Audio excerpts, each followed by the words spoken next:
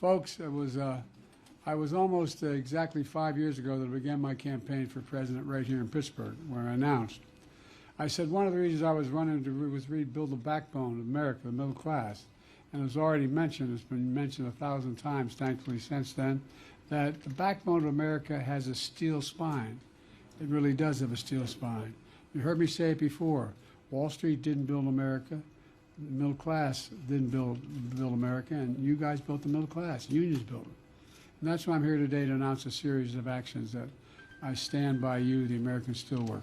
Look, first, U.S. Steel has been an iconic American company for more than a century, and it should remain a totally American company. American owned, American operated by American union steelworkers, the best in the world, and that's going to happen, I promise you. Second, American steelworkers can outcompete as long as they have fair competition. But for too long, the Chinese government has poured state money into Chinese steel companies, pushing them to make so much steel as much as possible, subsidized by the Chinese government. Because Chinese steel companies produce a lot more steel than China needs, it ends up dumping extra steel into the global markets at unfairly low prices. And the prices are unfairly low because China's steel companies don't need to worry about making a profit because the Chinese government has subsidized them so heavily. They're not competing. They're cheating. They're cheating. And we've seen the damage here in America.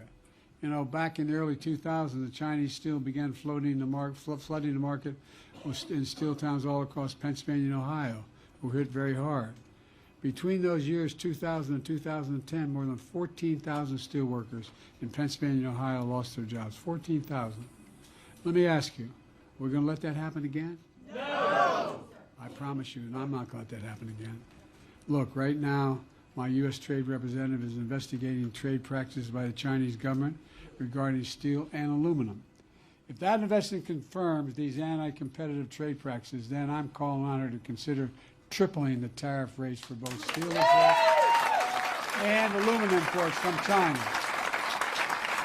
And we know that Chinese steel and aluminum are being imported in America through Mexico that avoids the tariff.